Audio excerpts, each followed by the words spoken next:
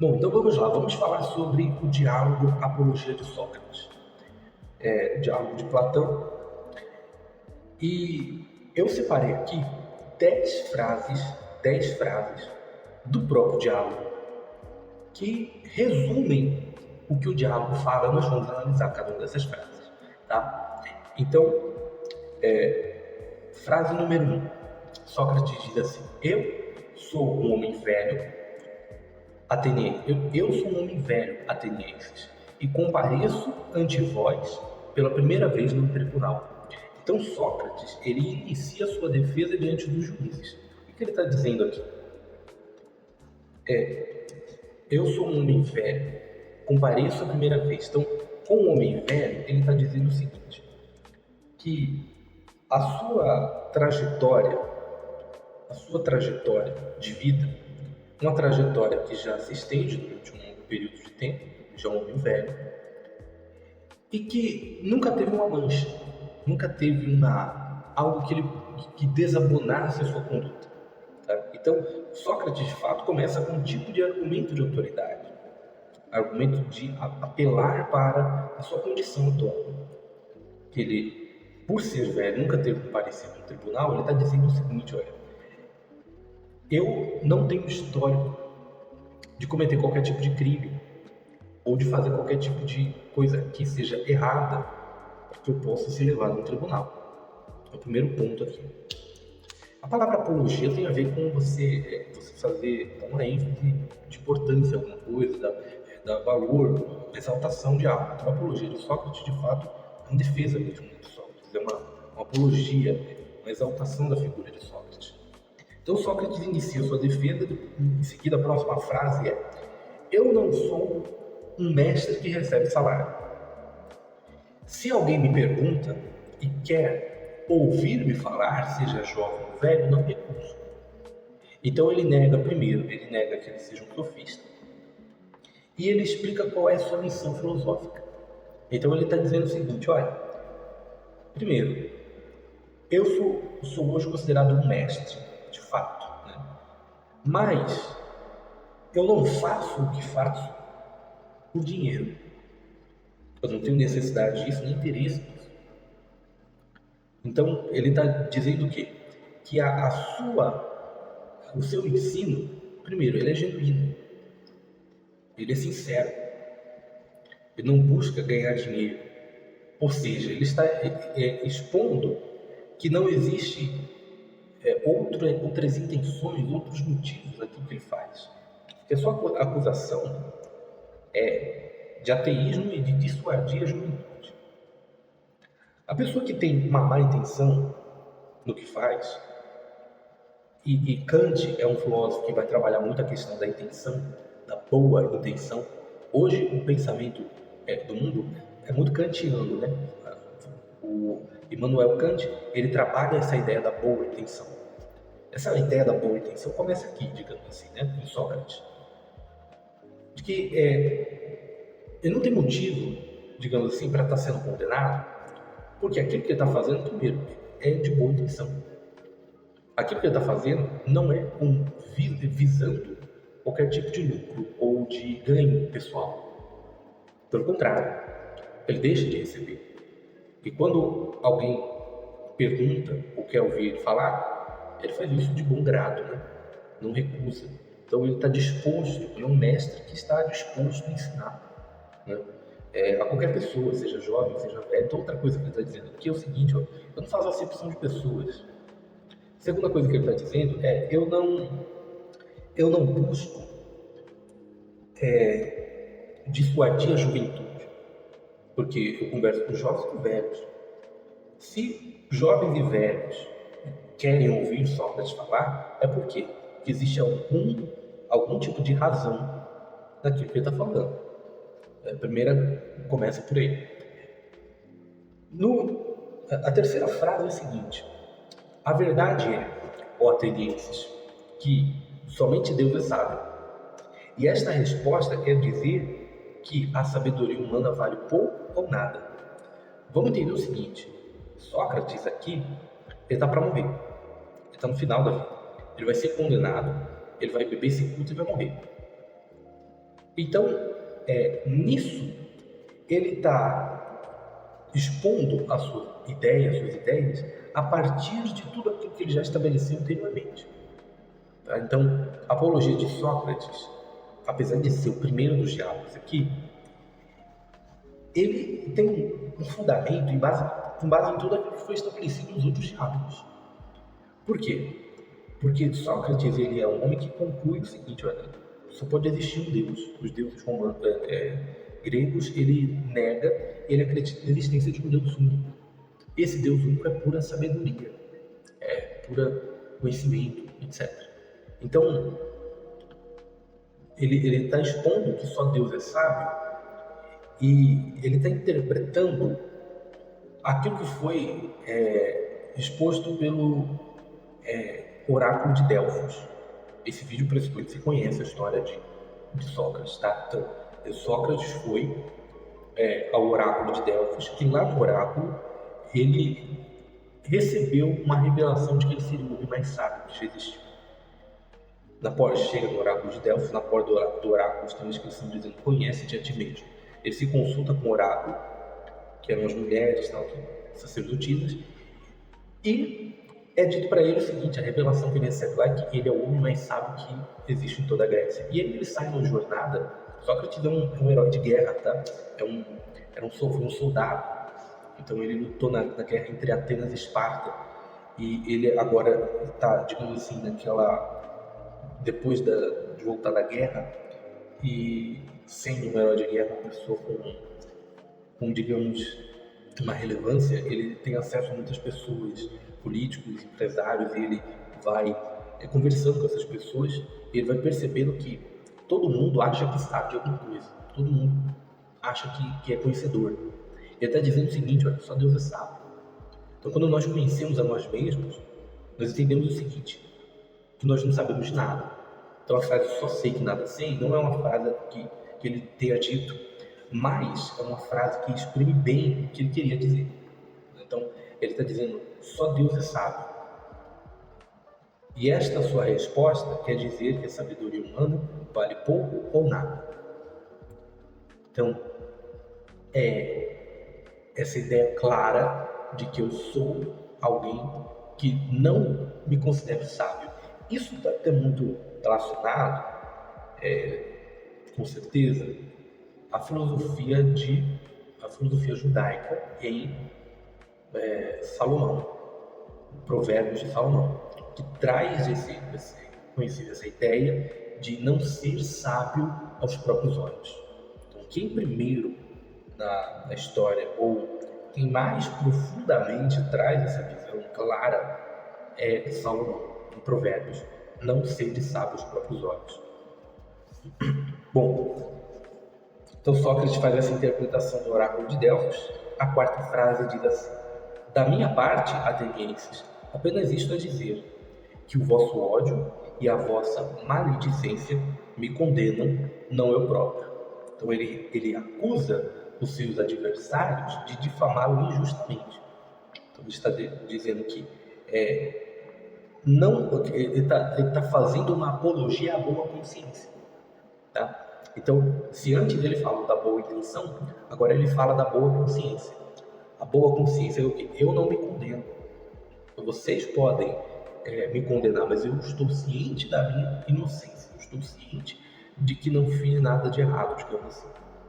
Então, a visão do mártir, né? É a ideia daquele que sabe que não está fazendo nada de errado, mas está sendo condenado mesmo assim. Então, o Sócrates estabelece primeiro a ideia da boa consciência, e agora primeiro a ideia da boa intenção, e agora a ideia da boa consciência. Então, quando há boa intenção, há também boa consciência. Bom, a quinta frase diz assim: tenho mais a injustiça, temo de ter medo, temo mais a injustiça do que a morte. Por quê? Aliás, por que fugir ao dever é mais vergonhoso? Então, ele está recusando a ideia de abandonar a sua educação filosófica. Então, ele está dizendo assim: do que eu tenho medo? Eu tenho medo da morte? Não tenho medo da morte. Eu tenho medo da injustiça. Eu tenho medo da injustiça. Mas fugir ao dever é mais vergonhoso. Como assim? Vamos usar essa frase. Tenho medo da injustiça, não da morte. Fugir ao dever é mais vergonhoso.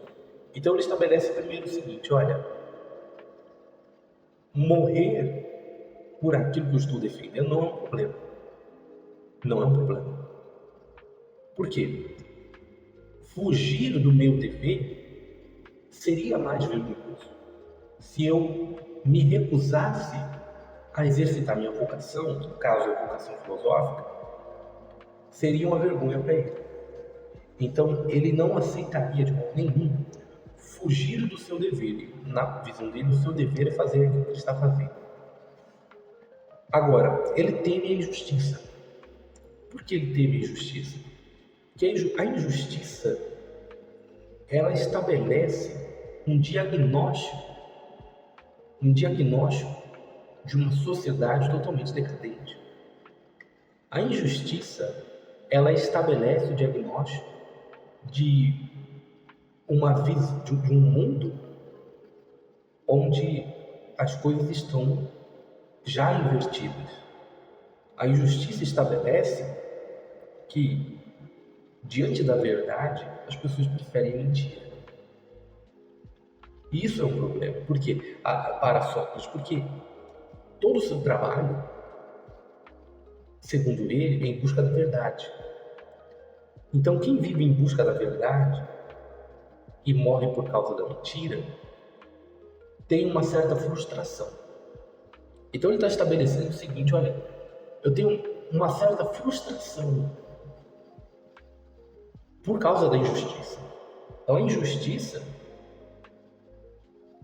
que é causadora da morte, ela diagnostica que a sociedade, diante da verdade ou da busca da verdade, prefere continuar mentindo. Isso é mais trabalhado no mito da caverna, né?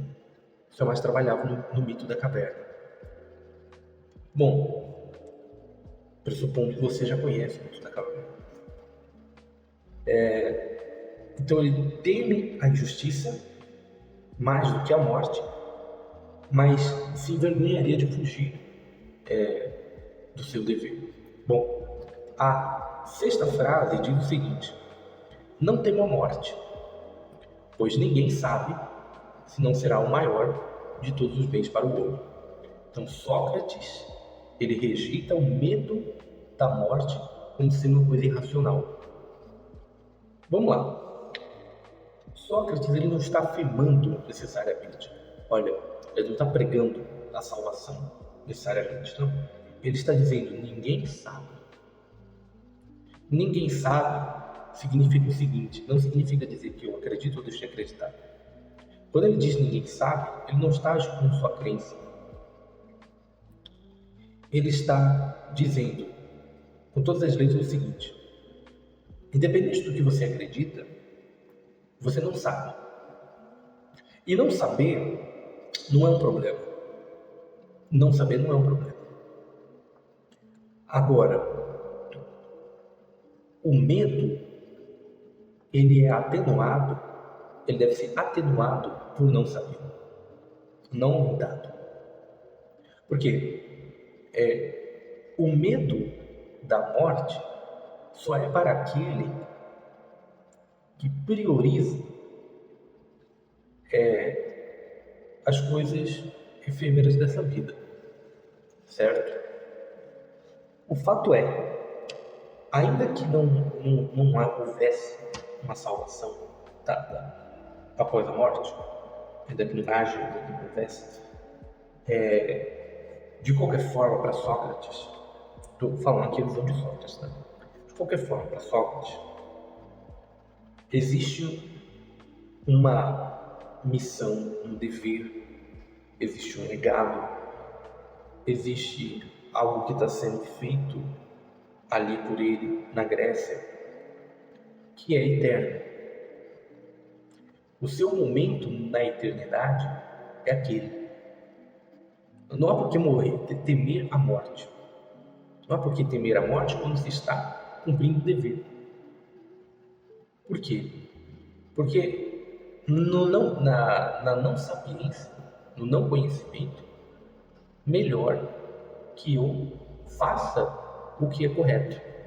E fazendo, de certa forma, está relacionado à aposta de Pascal, né? Então é melhor que eu faça o que é correto, porque eu não sei. Então, se eu não sei, eu faço o certo e fico em paz. Agora,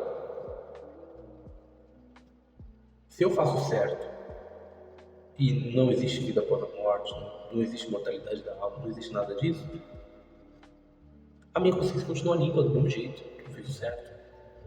Então, ele estabelece primeiro a boa intenção, depois ele estabelece a boa consciência, e ele estabelece que a boa consciência, ela traz paz. Então, a boa consciência traz a paz. A boa consciência traz a paz até mesmo diante da morte, porque cumpri o meu dever, fiz o que era certo, e assim por diante. Então, se há imortalidade da alma, eu estou fazendo o meu dever, estou cumprindo o meu dever. Se não há imortalidade da alma, de qualquer forma, cumpri o meu dever. Então, estou em paz. Então, o Sócrates estabelece a partir daí que o medo da morte é totalmente irracional, na sua visão. Depois, a próxima frase número 7, diz assim: se me deixassem viver calado e sem filosofar, eu lhes responderia: isso é impossível. Então, ele está explicando que a sua missão é inegociável. A sua missão é inegociável. Então, quer dizer, aquilo que eu tenho que fazer, eu farei. Independente de qual a consequência. Ou seja, se eu tenho uma boa intenção, tenho uma boa consciência, estou em paz, então, não cumprir esse dever me deixaria sem essa boa intenção, sem a boa consciência, invalidaria a paz, digamos assim. Me deixaria atordoado. Isso não é possível, eu não posso fazer isso. Eu não posso negociar os meus valores. Essa é a ideia. Eu não posso negociar o cumprimento do meu dever. Se o meu dever é tal, eu tenho que cumprir esse dever, independente da consequência, independente do que alguém considere como problemático.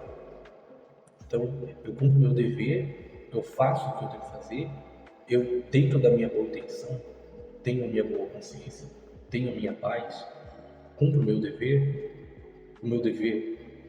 está relacionado à busca da verdade e à propagação do que eu acredito ser verdade. Isso é diferente, isso é diferente em relação ao resultado.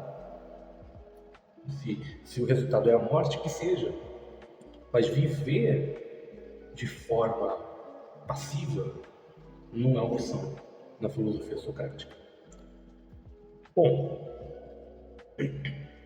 então a frase 8 diz: se me condenardes, não me prejudicareis tanto quanto a vós mesmos. Se me condenardes, não me prejudicareis tanto quanto a vós mesmos. Então, ele está argumentando que a sua execução será um livro para a cidade de Atenas, para o tribunal de Atenas. Que a sua condenação, ela está sendo pautada numa mente fechada, numa não aceitação da verdade. Então, se o que eu estou falando é verdade, e vocês insistirem na ação de vocês, na condenação, então quem perde é vocês. Tá? A gente vê que esses nuances do pensamento de Sócrates, elas estão muito difundidas hoje na sociedade, né? Estão muito difundidas. Então a ideia de se eu estou agindo bem, estou fazendo o certo, e vocês não querem aceitar a verdade, quem perde no final são vocês. né? Esse tipo de fatos ocorridos aqui, essa visão filosófica que se apresenta aqui, ela vai voltar em vários momentos na sociedade.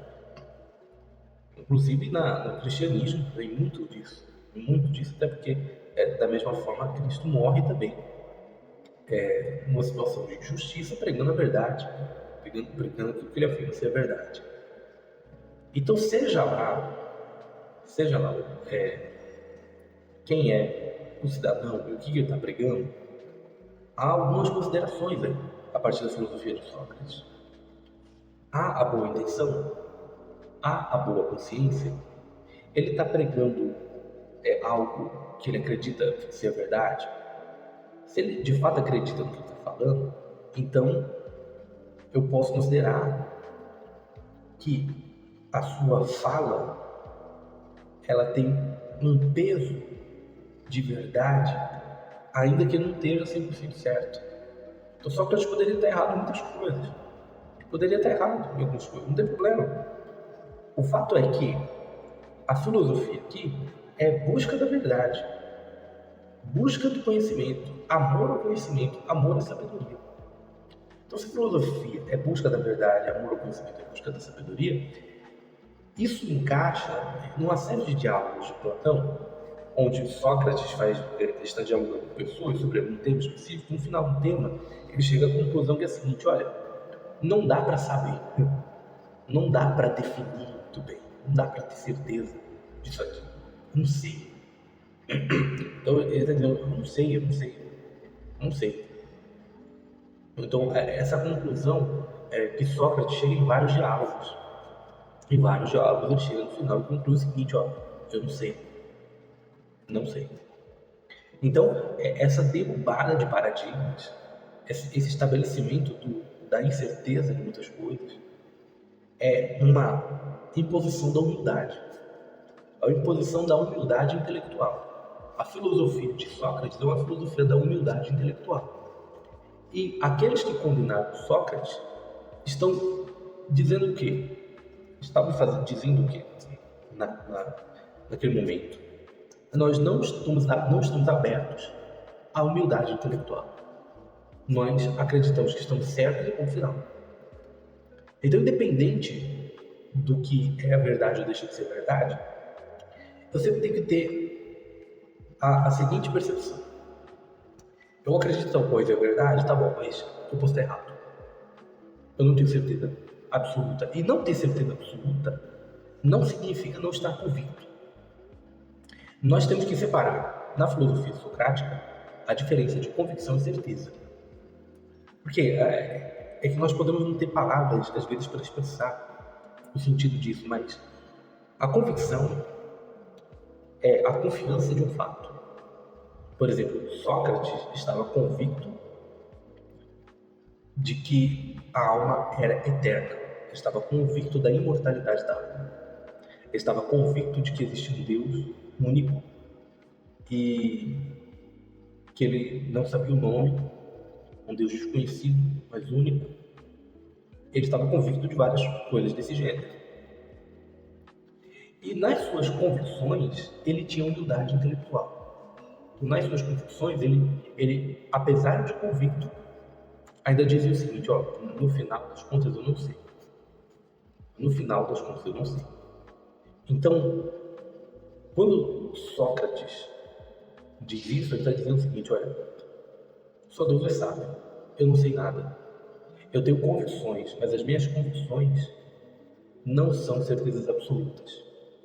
Essas certezas absolutas não quer dizer que eu não tenho certeza, quer dizer que a coisa em si não é uma certeza absoluta no universo. Você pode duvidar, você pode não acreditar, você pode não ter certeza, você pode não estar convicto. Você não precisa se convencer com os meus argumentos. Então a questão da filosofia é essa também. O debate acaba sendo mais relevante do que a imposição de ideias. As ideias não podem ser impostas, ainda que sejam verdadeiras. Ainda que eu conheça toda a verdade absoluta, eu não posso impor nenhuma verdade. Por quê? Porque é necessário que o próprio indivíduo, a partir de um raciocínio, chegue nas suas conclusões e convicções, mas mantendo a humildade intelectual. Então esse é o X da questão. Aí nós temos a frase 9 que eu separei aqui. Então, é o momento da morte, né? Então ele diz: chegou a hora de partir. Eu para morrer, vós para viver. Qual de nós terá melhor sorte? Ninguém sabe, exceto os deuses. O Deus, né? Ele acreditava no único Deus, mas o termo deuses fala de forma genérica, né? Então ele aceita, digamos assim, a sentença com serenidade. Isso é, de certa forma, uma atitude estoica, né? E parte do que é o estoicismo está relacionado a isso. A aceitação socrática da morte, que é o quê? Olha, eu vou morrer aqui, mas a vida segue. Então é a maturidade diante dos fatos incompreensíveis da vida. A maturidade diante das injustiças. A maturidade diante da injustiça da vida, dos problemas da vida. Então a vida tem vários problemas.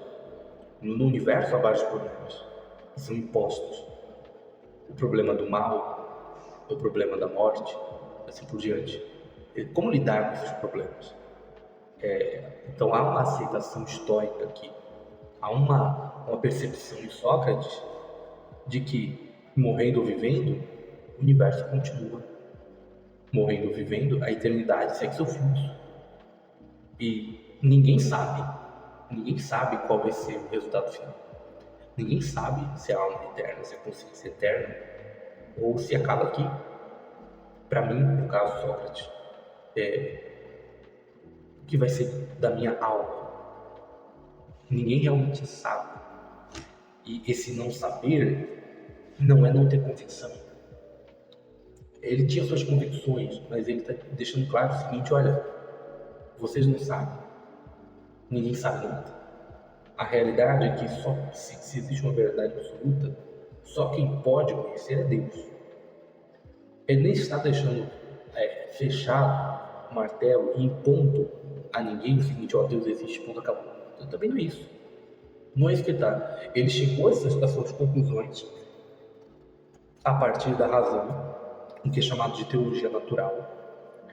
Mas ele não está impondo isso a ninguém. Ele está deixando claro o seguinte: olha, se existe Deus, ou se existe uma verdade absoluta, só Deus pode conhecê-la. Eu não sou Deus. Onde está Deus? Nessa discussão aqui não isso importa. É uma questão importante falar sobre Deus, a existência de Deus, etc. É uma questão importante. Nesse diálogo aqui não é isso que importa. Nesse diálogo aqui de Sócrates, o que está sendo colocado, a questão é: eu não sou Deus. Então, muito da filosofia de Sócrates está relacionado ao debate que ele tem com figuras importantes na sociedade ateniense, que se consideram deuses, se consideram conhecedores de toda a verdade. Ele tem literalmente diálogos onde ele está conversando com um camarada e o camarada diz: não, eu sei tudo. Eu sei tudo, eu conheço tudo, sei tudo que existe no universo. Então, isso literalmente acontece dessa forma. Ele está conversando com o camarada está afirmando que sabe de tudo. E isso é que Sócrates vem rebater. Então, ele traz a questão da humildade intelectual mediante a impossibilidade de conhecer todas as coisas. Para finalizar, o 10 diz assim, a 10ª frase: o tempo revelar-vos-á o que eu já disse. Mais homens virão para vos questionar, e não podereis detê-los. Então ele meio que profetiza que a partir da sua morte, isso vai se difundir mais ainda. A sua morte não vai impedir a busca pela verdade, ou a busca pelo conhecimento, ou o desenvolvimento da filosofia. Por quê? Porque sempre vai haver quem questione. Eu não falo só questionar no sentido de crítica, mas sempre vai haver quem exponha a verdade, sabe? Então ele está dizendo aos atenienses o seguinte: olha, estou em paz, eu tenho uma boa intenção, eu tenho uma boa consciência, isso me dá paz, eu tenho humildade intelectual de saber que eu não sei tudo. Eu não sei, realmente, eu não sou conhecedor de todas as coisas, não sei o que acontece depois da morte, não sei nada. Mas eu apenas busco a verdade.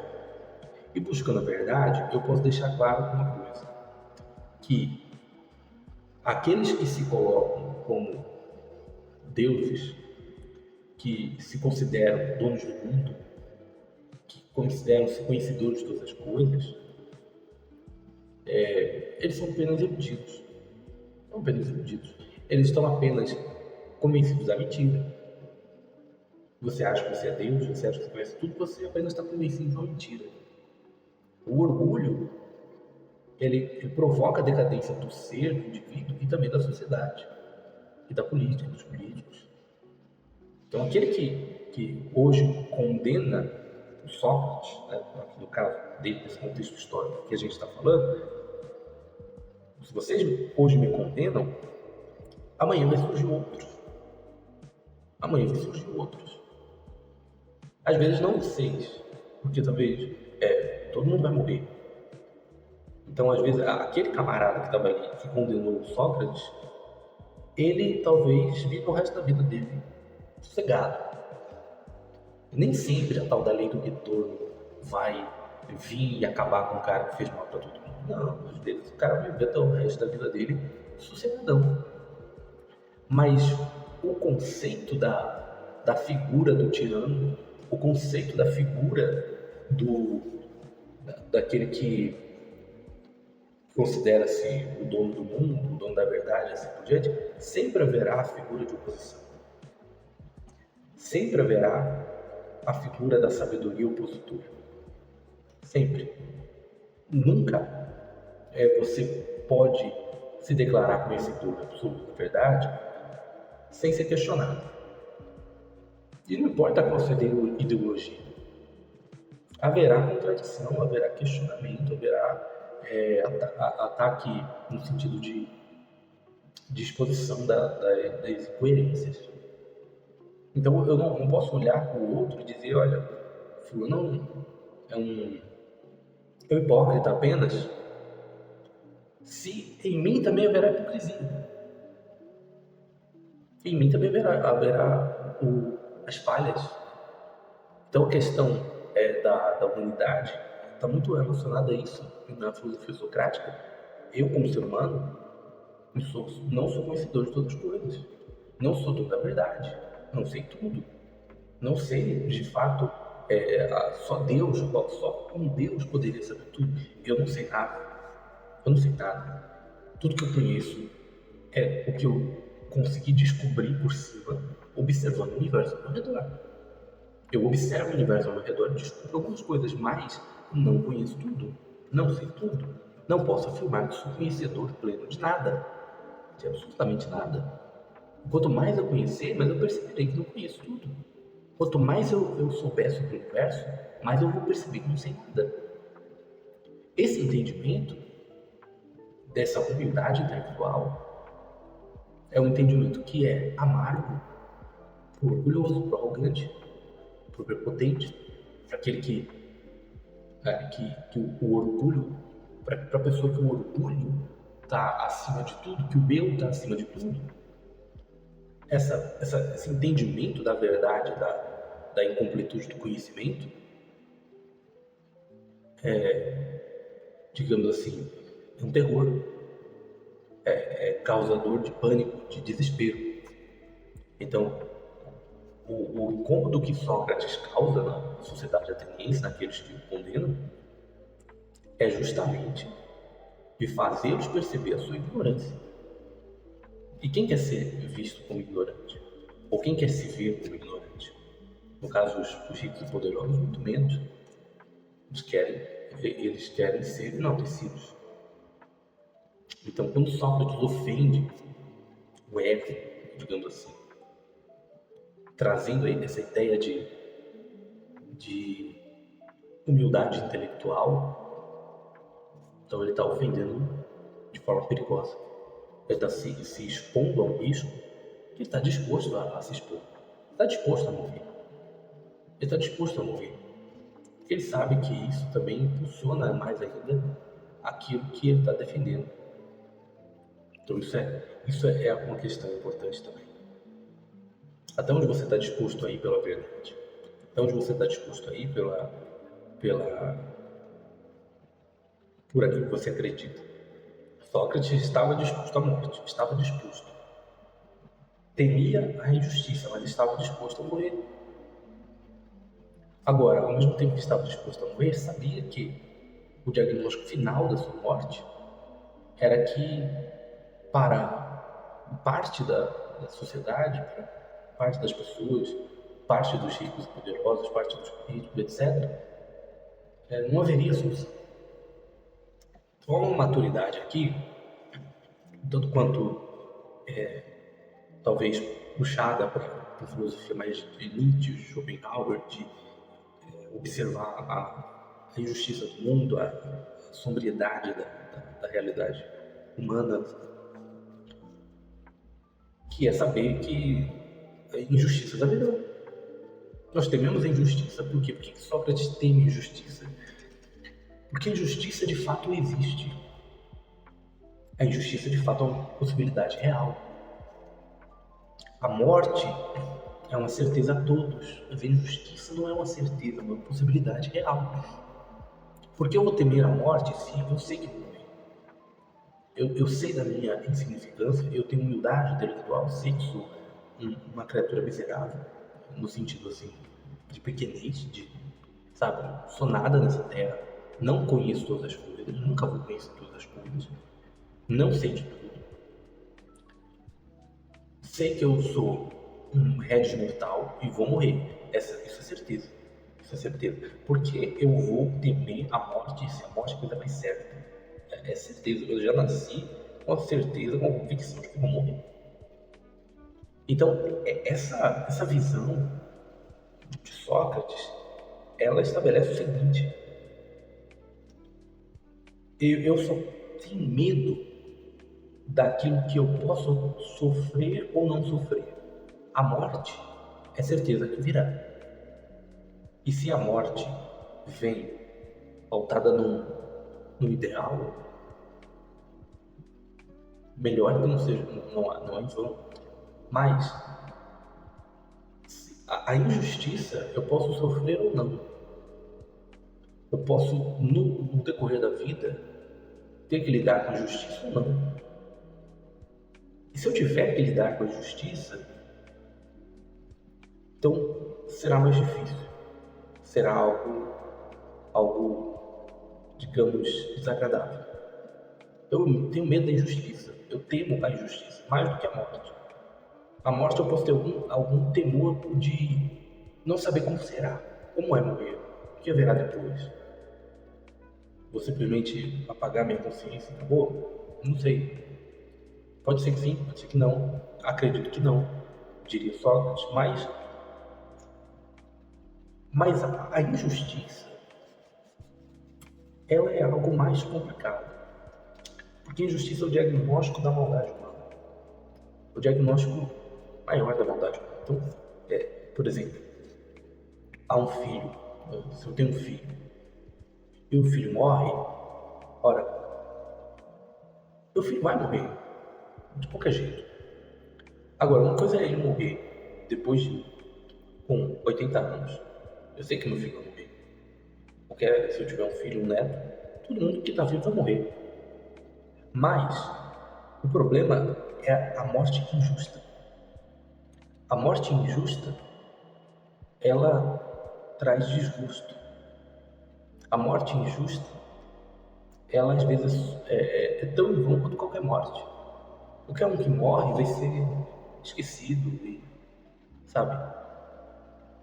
A morte vai vir para todos da mesma forma e de forma impiedosa. Mas a morte injusta, ela causa um sentimento de agonia muito grande. Quando uma criança morre, sabe, estuprada. Exemplo mais pesado aqui para entender a clareza do que está sendo dito, com clareza o que está sendo dito. A morte injusta, Sócrates teme essa morte injusta. Ele teme essa injustiça. Por quê? Porque a injustiça, ela pode se perpetuar. A morte de Sócrates poderia, sim, e ele acreditava que espalharia a mensagem, mas poderia ser que Sócrates fosse completamente esquecido. Independente dele ser completamente esquecido ou não, o fato de que o ser humano tem a natureza má, mas também tem a potencialidade do bem, né? O ser humano, ele tem inclinação para o mal, mas ele também tem potência para o bem. Então, a potência do bem significa que se existe uma porcentagem, vai sempre haver uma porcentagem de pessoas que vão buscar a verdade, vão buscar expor a verdade, e mesmo que seja minoria. Então ele está esclarecendo aqui nessa parte da filosofia socrática, ele está esclarecendo o seguinte: olha, minoria ou não, não é possível deter a difusão do conhecimento. Não é possível deter a difusão do que é verdadeiro. Por quê? Porque a mentira, ela pode ser a crença da maioria, mas a verdade sempre continuará existindo. Num mundo onde existe verdade, ela sempre vai aparecer. Porque é uma questão probabilística, é uma questão estatística. Então, se eu tenho uma relação entre verdade e mentira no universo, a mentira, ela pode ser maioria, mas a verdade, pelo menos em uma porcentagem daqui pequena dos casos, ela vai aparecer. É uma questão probabilística. Não há como você soterrar a verdade de forma que ela não apareça mais. Ela vai aparecer no momento. Isso traz a Sócrates, então, uma serenidade. Uma serenidade. Então, ali, na morte de Sócrates, uma série de aprendizados podem ser extraídos. E dentro do discurso, do seu discurso de defesa. Então, são muitas questões. A questão da boa intenção, a questão da boa consciência, a questão da paz, da serenidade, da aceitação serena do infortúnio, que vai ser trabalhada em seguida pelos estoicos. E a questão do problema da injustiça e da morte. A morte, com certeza, que deve ser aceita de forma serena, mas a injustiça como um problema real do universo. O maior problema do universo é a injustiça. E isso é estabelecido aqui em Apologia de Sócrates.